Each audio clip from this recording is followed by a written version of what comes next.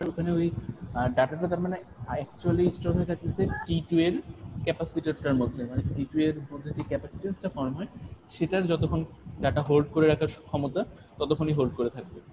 তার মানে এটা কি একটা, আচ্ছা, ভোলাটাইল মেমোরি আর নন ভোলাটাইল মেমোরি, সেটার মানে কি কেউ বলতে পারবা? ভোলাটাইল কি?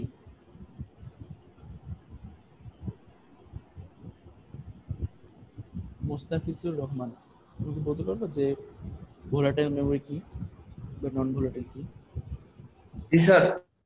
কি বলো দেখি।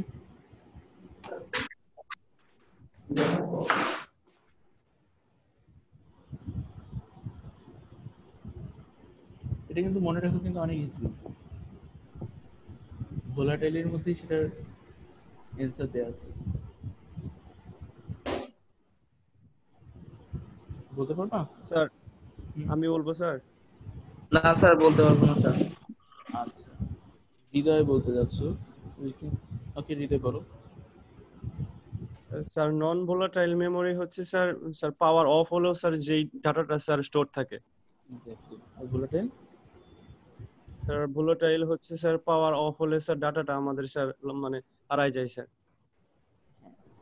এক্স্যাক্টলি। তোমার হলো ভোলাটাইল হলো, মনে করো ভোলাটাকে যদি তুমি ভোলাটাইলটাকে যদি তুমি বাংলার মতো করে ভাবো যে ভোলা, মানে সে ভুলে যায় যে সেখানে ডাটাটা তুমি যদি স্টোর করে রাখো, দেন যদি তুমি বেশিক্ষণ ডিলে করো বা বেশিক্ষণ লেট, কয়েকদিন পর যদি ডাটা নাও, কিছুক্ষণ পর ডাটা নাও, পাওয়ারটা তুমি কানেকশনটা অফ করে দিলা, সেক্ষেত্রে কি হবে, তোমার হলো সেখানে ডাটাটা যেটা স্টোর করে রাখছিল সেটা হারাই যাবে। সেই জন্য সেটাকে বলা হয় হলো ভোলাটাইল। আর নন ভোলাটাইল হলো সেখানে ডাটা হারাই যাওয়ার কোনো সুযোগ নেই, সেটা পাওয়ার অন থাকুক আর অফ থাকুক, সেখানে যদি ডাটা স্টোর না, মানে স্টোর হয়ে থাকবে সবসময়। আর ভোলাটাইল কি, সে একটা নির্দিষ্ট টাইম পর সে কি বিটটা হারাই যাবে, সেখান থেকে ডাটা পাওয়া যাবে। যা হোক, এই যে মেমোরি সেলটা সেটা কি হলো, তার এলো কি বলো দেখি, ভোলাটাইল না নন ভোলাটাইল? মুস্তাফিজুর রহমান একটু আগে থেকে কোশ্চেন করছিলাম, তুমি কি বলতে পারবে যে এটা ভোলাটাইল মেমোরি না নন ভোলাটাইল, যেটা আজকে পড়লাম?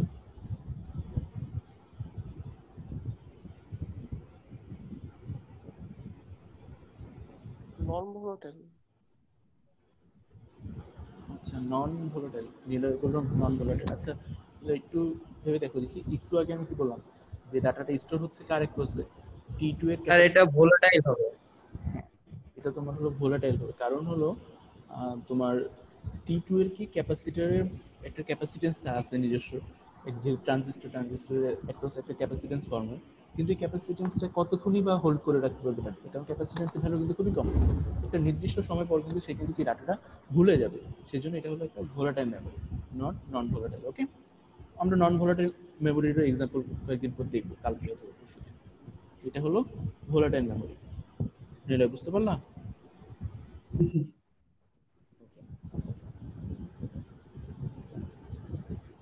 স্যার হ্যালো হ্যাঁ, স্যার, কিন্তু ওই যে ট্রানজিস্টরে আপনার হচ্ছে যে মেমোরি ওই যে স্টোর করে রাখতেছে কিভাবে, ওইটা যদি আরেকবার একটু বুঝিয়ে দিতেন ভালো হতো। টি2 ট্রানজিস্টরটা কিভাবে, আচ্ছা কিভাবে টি2 ট্রানজিস্টর ডাটা আসতেছে গ্রাউন্ড অথবা ওয়ান, সেটা তো বুঝলাম, যেখানে ওয়ান দিলে এটা অন হচ্ছে, এটা ডাটাটা এখানে স্টোর হচ্ছে।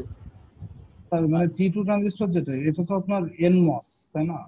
হ্যাঁ, ইনমোসের অ্যাক্রসে কিভাবে আসলে, আমি তোমাকে বলি, যখনই এটার হলো প্রিন্সিপালটা আমরা কয়েকদিন আগে দেখেছিলাম, যখন তুমি হলো ল্যাচআপ প্রবলেম পড়েছো, কি তোমাদের কিন্তু একটা অ্যাসাইনমেন্টে ছিল ল্যাচআপ, যে সিমসের মধ্যে জি স্যার, জি স্যার। ক্যাপাসিটেন্স এবং হলো কি বলে তোমার হলো ট্রানজিস্টর ফর্ম হয় ক্যাপাসিটরের মধ্যে, মানে ইয়ার মধ্যে। তো সেরকম আর কি, প্রত্যেকটা তোমার হলো জাংশনের মধ্যে কিন্তু আমরা দেখেছিলাম কি ল্যাচআপ প্রবলেমে যে রেজিস্ট্যান্স ফর্ম হচ্ছে, যে তাদের মধ্যে রেজিস্ট্যান্স থাকে, একটা জাংশন থেকে আরেকটা জাংশনের ইনফরমেশন গেলে তার মধ্যে একটা রেজিস্ট্যান্স থাকে।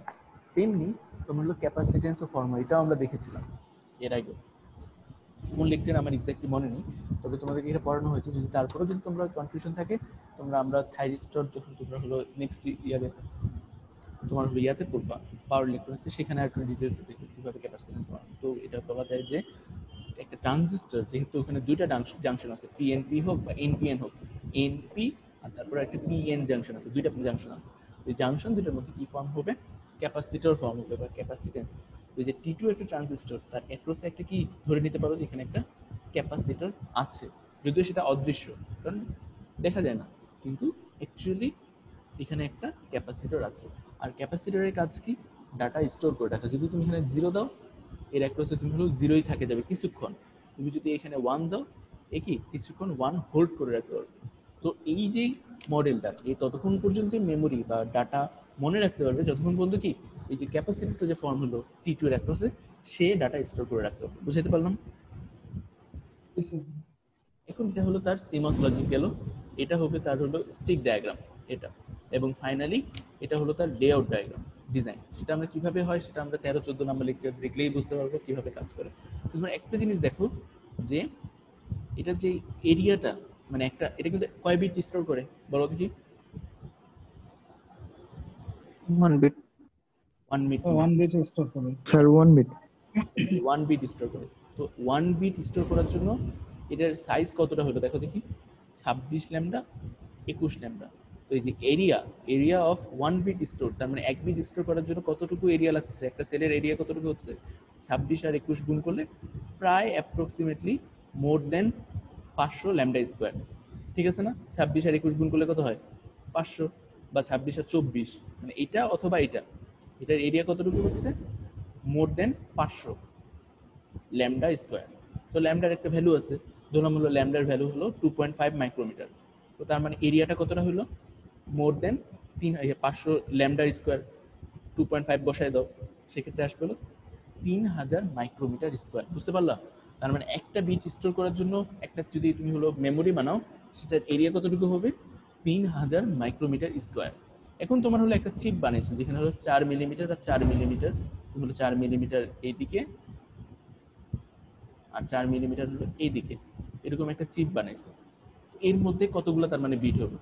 4 মিলিমিটার গুণ করো, তারপর এটা দ্বারা ভাগ দাও, সেক্ষেত্রে দেখা যায় 4.8 কিলো বিট। তার মানে একটা 4.8 কিলোবাইট মেমোরি যদি তুমি বানাইতে চাও এই সিস্টেমে, তাহলে তোমার চিপটার এরিয়া কতটুকু হবে? 4 মিলিমিটার ইন্টু 4 মিলিমিটার বা 16 মিলিমিটার স্কোয়ার। বুঝতে পারলাম? আরেকবার বলেন। আচ্ছা, আরেকবার বলছি, সেটা হলো তোমাদের মনে হয় ক্লাস আছে আরেকটা। দেখো এরিয়া কতটুকু হচ্ছে? 500 ল্যামডা স্কোয়ারের উপরে, 500 ল্যামডা স্কোয়ার ধরলাম। ওকে, ল্যামডার ভ্যালু দেবো সেটা মানে 2.5। ল্যামডার ভ্যালু কিভাবে অ্যাসাইন করতে সেটা আমরা জানি। তো সেটার উপর পেলাম কি? 3000 মাইক্রোমিটার স্কোয়ার। তো 3000 মাইক্রোমিটার স্কোয়ারের ক্ষমতা কতটুকু? কয় বিট স্টোর করে রাখার বলো তো? Sir 1 bit. 1 বিট। 1 bit. 1. হ্যাঁ, এখন তুমি বলো 16 মিলিমিটার স্কোয়ারে, সরি মিলিমিটার স্কোয়ারে কতগুলো বিট স্টোর হবে? তো 16 মিলিমিটার থেকে আগে মাইক্রোমিটারে কনভার্ট করবো, দেন 3000 দ্বারা ভাগ দিব, তাহলে পাই যাবে না? জি স্যার। সেটাই করছে, মিলিমিটার থেকে মাইক্রোমিটারে কনভার্ট করছে, দেন ওটার স্কোয়ার যেহেতু আছে, দেন ওটাকে 3000 দ্বারা ভাগ দিচ্ছে এবং দেখা গেছে যে 4.8 কিলোবিট বা তার থেকে বেশি ডাটা স্টোর করতে পারবে। তার মানে একটা যদি চিপ দেখা যায় যেটা হলো 4 মিলিমিটার ক্রস 4 মিলিমিটার তোমার হলো এরিয়া, তার মধ্যে তার মানে স্টোর করতে পারবে বিট কতটুকু? 4.8 কিলোবিট। এটা তুমি খালি মনে রাখো আজকে পর্যন্ত। নেক্সট দিন আমরা দেখবো যে নেক্সট যে র্যামটা ডিজাইন করবো তার ক্ষমতা বাড়লো নাকি কমলো, এটা চেক করার জন্য যে আজকে যে 3 ট্রানজিস্টর মডেল সেটার 4 মিলিমিটার ক্রস 4 মিলিমিটার চিপে মাত্র 4.8 কিলোবিট ডাটা স্টোর করতে পারে।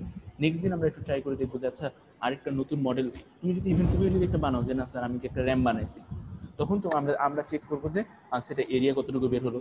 তারপর এটা দেখবো যে আচ্ছা 4 মিলিমিটার চিপে তার স্টোর করার বিট কতগুলো হচ্ছে। তুমি যদি দেখা গেল যে তোমারটা হলো 6 কিলো বিট স্টোর করে, তার মানে কি তোমার র্যামটা কি হচ্ছে?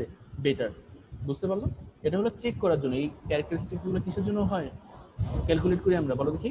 যে কেউ যদি পরবর্তীতে একটা র্যাম ডেভেলপ করে, বা এরপরেই যে লেকচারে যেটা র্যাম নিয়ে আমরা কথা বলবো সেটা বেটার না আজকে যেটা পড়তেছি সেটা বেটার। ওকে,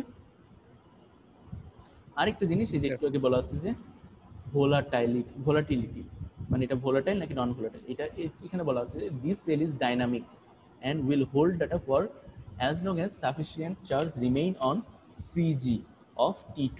তার মানে বলতেছে যে এটা হলো ডাইনামিক র্যাম, তার মানে এখানে ডাটা ততক্ষণ পর্যন্ত স্টোর থাকে যতক্ষণ পর্যন্ত কি এই যে ক্যাপাসিটরটা ফর্ম হলো T2 এর অ্যাক্রসে সিজি স্টার, যতক্ষণ সাফিসিয়েন্ট ডাটা স্টোর করে রাখার জন্য।